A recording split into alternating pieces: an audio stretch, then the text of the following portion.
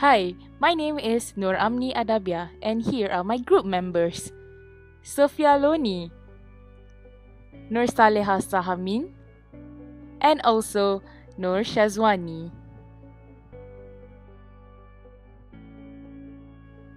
Death, be not proud, though some have called thee mighty and dreadful, for thou art not so. For those whom thou thinkst thou dost overthrow, die not for death, nor yet canst thou kill me. From rest and sleep, which but thy pictures be much pleasure, then from thee much more must flow. As soon as our best men with thee do go, rest of their bones and souls delivery. Thou art slave to fate, chance, kings, and desperate men with those with poison, war, and sickness dwell. And poppy our charm can make us sleep as well, and better than thy stroke wise dwellst thou then.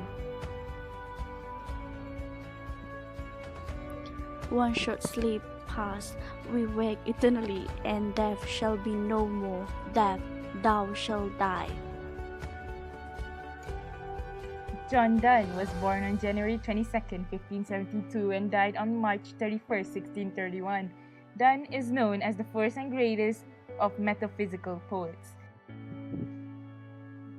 Death, Be Not Proud is one of the best poems which Donne had written. It was written in 1610 and was published in 1633. The title of the poem comes from its first line. Donne highlights his Christian belief, taking reference from Bible Corinthians 15:26, where Paul writes, "The final enemy to be destroyed is death." The Petrarchan Sonnet has 14 lines and a rhyme scheme that goes A, B, B, A, A, B, B, A. Its last 6 lines are C, B, B, C, A, A. Plunging as the word near the end swells that rhymes with dwell and well from the previous 2 lines. The last 2 lines don't seem to rhyme well, eternally and die. In order to make the rhyme work, one has to pronounce it eternally. Thesis statement. In this poem, Death, Be Not Proud by John Donne uses metaphor, personification, and irony to illustrate his mockery against the idea of the fearsome death. Donne used personification to give human qualities to death.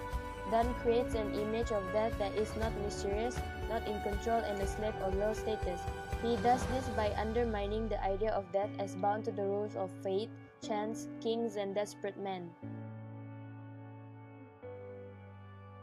He insists that death is no more powerful than any mortal is, suggesting that death is not mysterious in the word slave.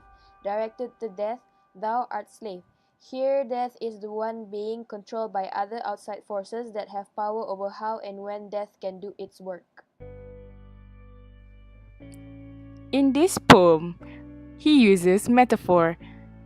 Donne calls rest and sleep pictures of death.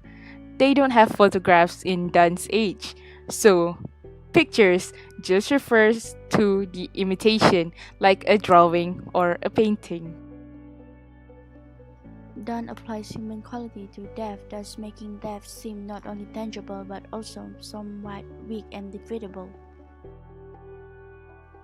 Through personifying death, Donne also underlines the irony of mortality, that being that if there is eternal life after one dies as believed in Christianity, death is not only powerless but also something not to fear.